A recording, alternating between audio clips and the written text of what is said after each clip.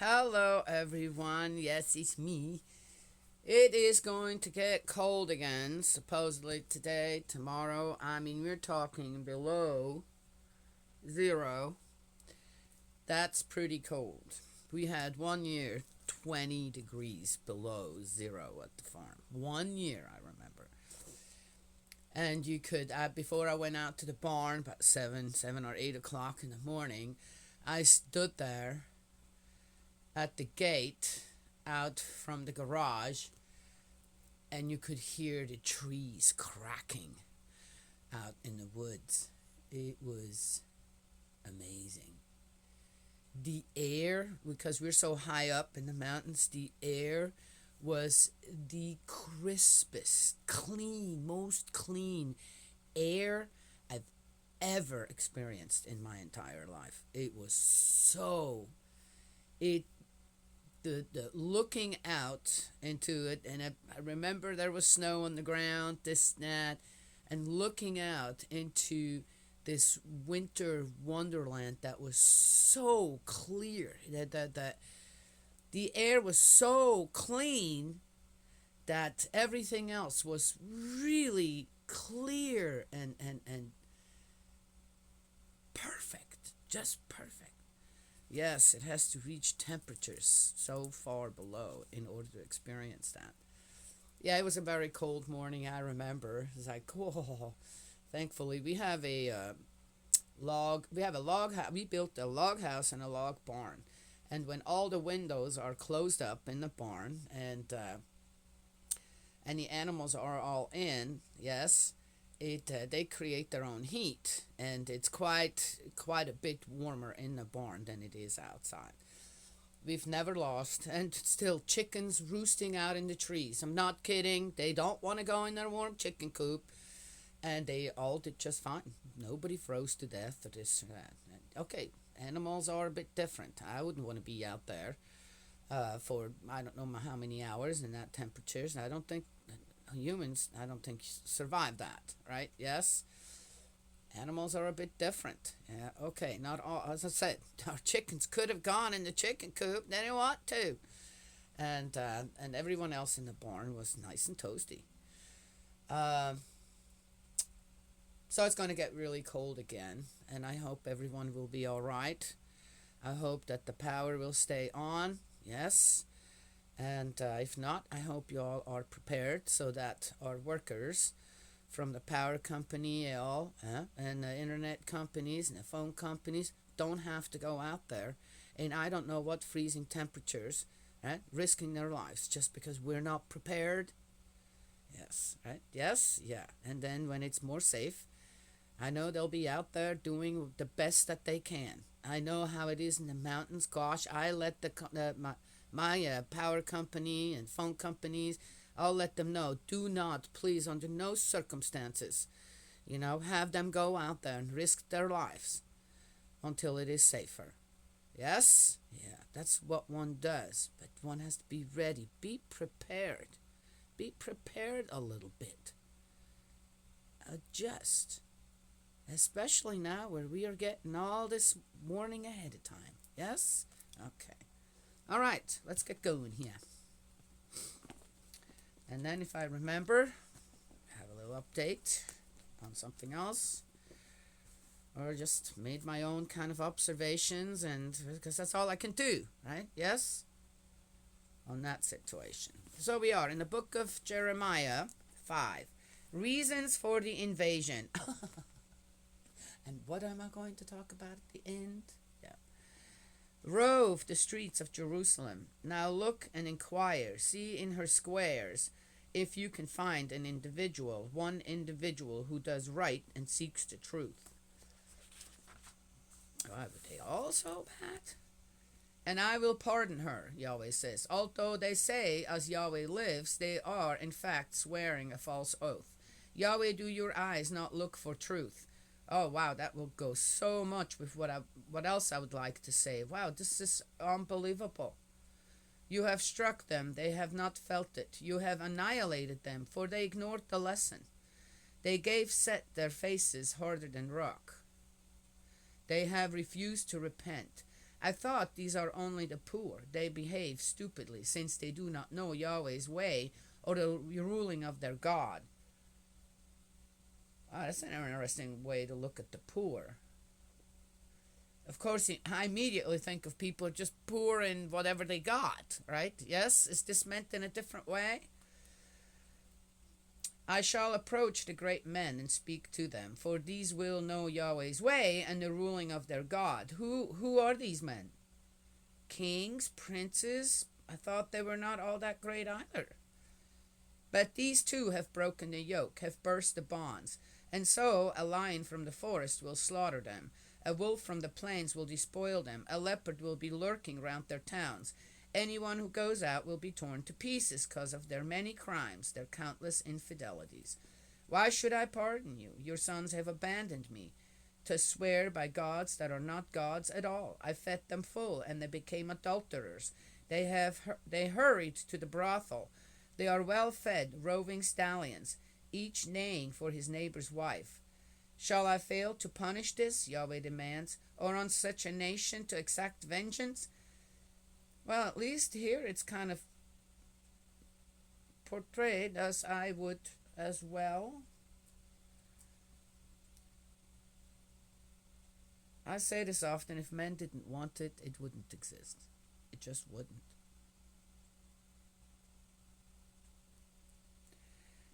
Scale her terraces, destroy, but do not annihilate her completely. Strip off her branches, for Yahweh does not own them. How treacherously they have treated me, the house of Israel and the house of Judah, Yahweh declares. They have denied Yahweh. They have said, He is nothing. No evil will overtake us. We shall not see sword or famine. Wow, they were that bad? The Israelites? That's terrible. And the prophets, nothing but wind. The word is not in them.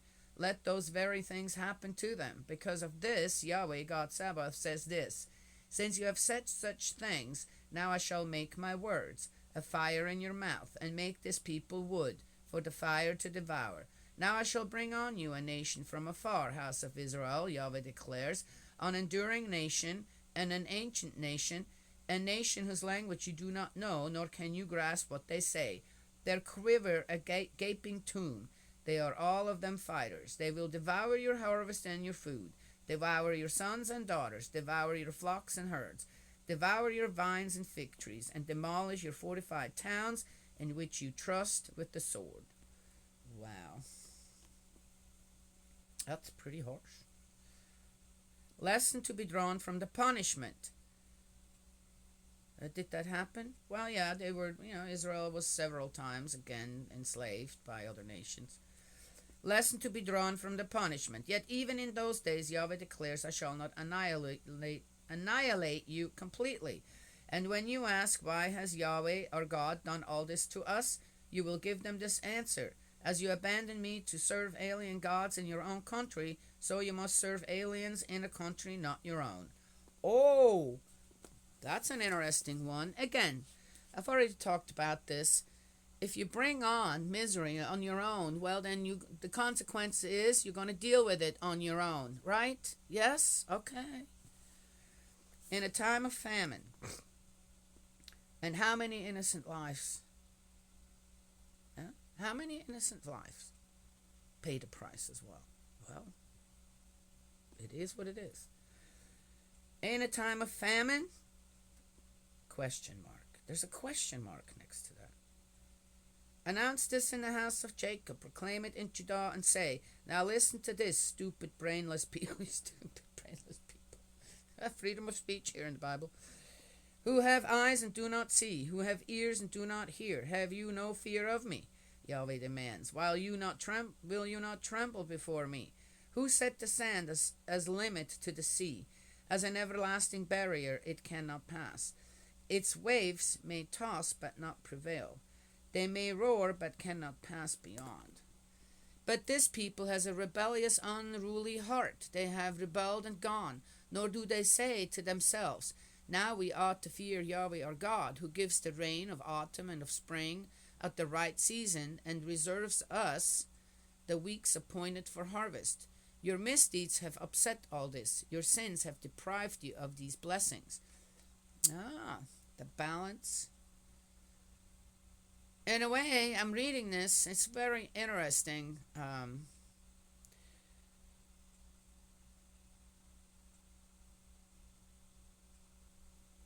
On how Jeremiah here is he giving really God's word? Very little of it, I believe. But has Jeremiah kind of he knows definitely a little something more, okay? That I can tell that. And he has no other way than to give it in this, I'm warning you. This will happen again. We have got to stay steadfast in what we're supposed to be guided by. Yes? And if not, all kinds of things will become unbalanced and get out of hand. And then the suffering starts. The suffering becomes greater, more senseless. Huh? Yeah. What did I start out with? Reasons for the invasion. All right. Resumption of the theme of the invasion. Yes, there are wicked men among my people who watch like fowlers on the alert. They set traps and they catch human beings. Like a cage full of birds, so are their houses full of loot. They have grown rich and powerful because of it. They are fat, they are sleek. In wickedness they go to any lengths. They have no respect for rights, for orphans' rights, and yet they succeed. They have not upheld the cause of the needy. Shall I fail to punish this? Yahweh demands. Or on such a nation to exact vengeance?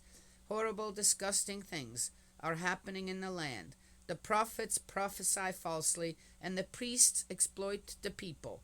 And my people love it. But when the end comes, what will you do? When the end comes, what will you do? Whoa. All right, this is a pretty powerful one. When I regard this as Jeremiah's words, Jeremiah the prophet who has something to tell to the people. Yes? Is he representing God properly here? No. But he is definitely frustrated and does care about God's people. Yes? Oh. All right.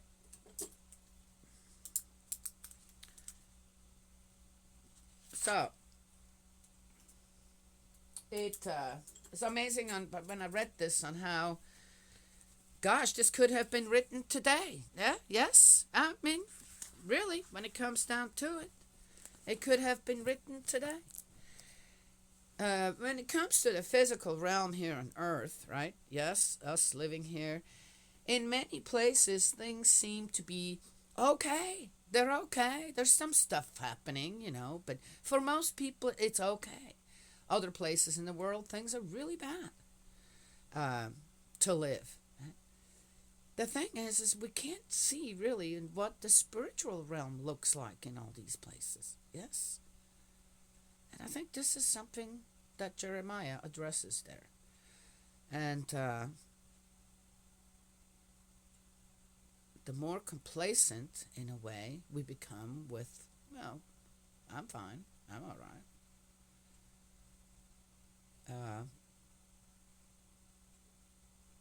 The more people who decide to just exploit life, the life of others, the more that will become a reality. Yes? So what to do? Well, number one, I think that to go and check out everything double and triple, and before you make a purchase, make sure you're getting what you're really looking for. Yes, yeah. I'm just saying, yeah. To be more frugal, to be more aware of just certain things, makes a difference when it comes to this spiritual whirlpool out there, where when we engage ourselves more, yes, in the spirit, heart to mind, and the spirit, on how what we're doing here in the physical, it makes a difference. Yes, It cools things down and clears the air.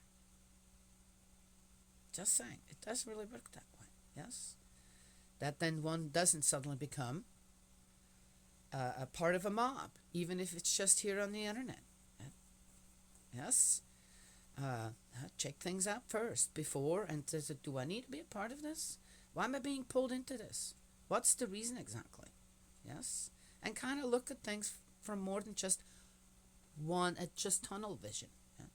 Look at all the angles. Say, oh, looks like there's a little more to this story, yeah, than what I'm being given, but I'm being pulled into it and into a certain direction that then, oh, am I really happy about this? Or I'm getting really angry? Angry over what exactly? Yes? Yeah.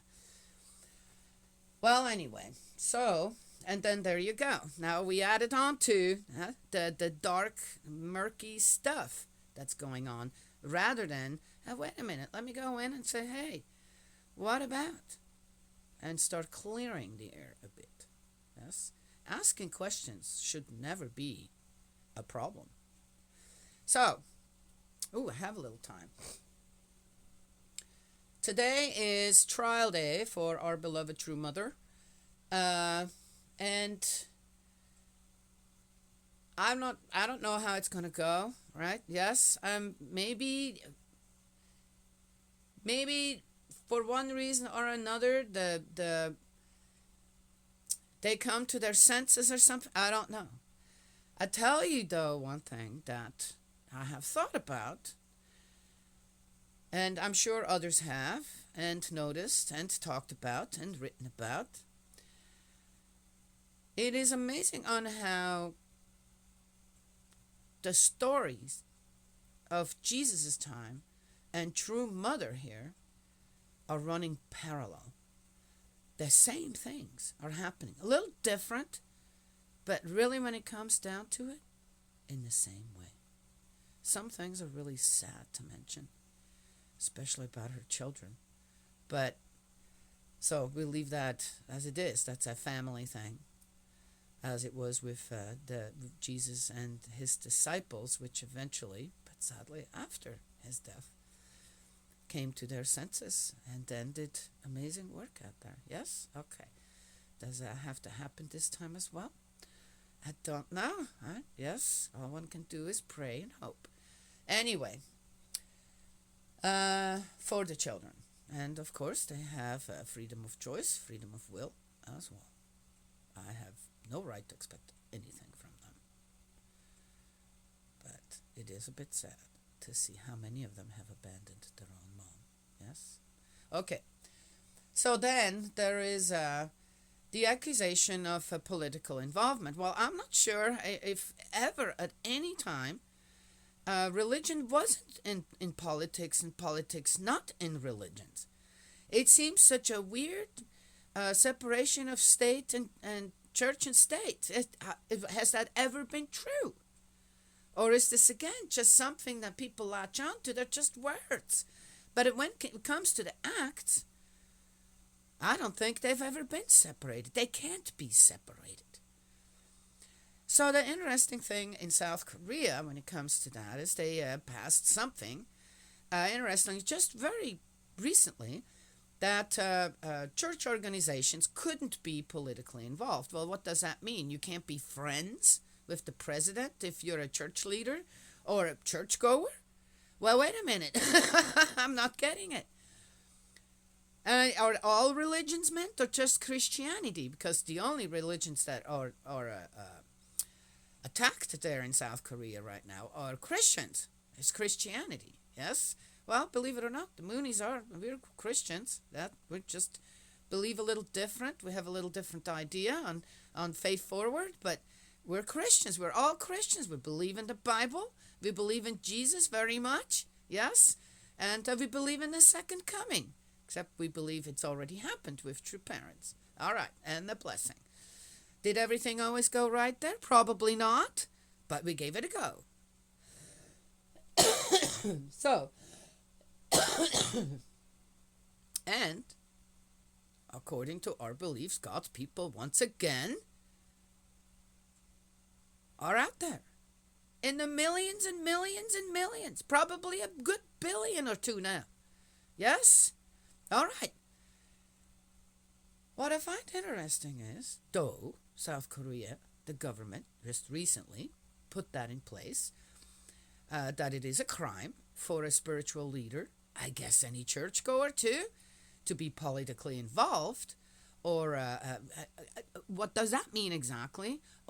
Giving a handbag or something, which can't be proven. It hasn't been proven that that actually happened. Donations to a leader that you believe that has good intentions for the people and also maybe be a Christian, you want to support that? That's wrong financially? Well, I don't know. Then I guess we all should be in jail here, or anyone that supported the president, for any president for that matter, financially. Left or right or right or left or up or down. I don't know. Right? Yes? I'm just saying, who pays their salary? Up, we're all going to jail. Who's paying the salary of that South Korean president? Probably a lot of Christians. Well, holla be a la biddy boo. Okay, but here's the very disturbing thing is that this South Korean government and the president and whoever else is involved there, he may be just some puppet president, I don't know, have gathered all these other priests, high priests from religion, other religions, Islam, Buddhism, other Christian denominations, behind them to persecute that one pastor and our true mother. Wait a minute. Where is the separation here now of church and state?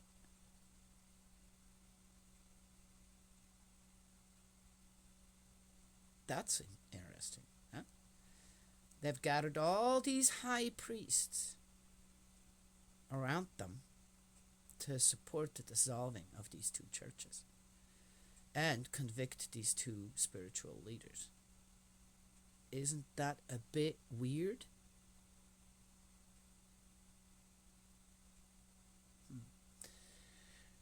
And what does that remind you of? What happened at Jesus' time? Was it really the people who convicted Jesus? Was it really the Romans? Wasn't it the high priests who were yelling for the killing of Jesus? Interesting. And I guess they're not dummies in the South Korean government, because in the end they're going to say, hey, we kind of washed our hands of the whole thing because all these other religious leaders agreed that these two needed to be taken care of and get rid of. I wonder why. Isn't it interesting? Yeah. Okay. So, all one can hope for, literally, I've seen so many people out there trying to talk reason into the South Korean government, whoever is involved in this just weird case that they have brought against these two priests, basically. And are they gonna wait until True Mother finally passes away from her injuries and her old age and this and that in detention, and then let the other one go? Does that sound familiar?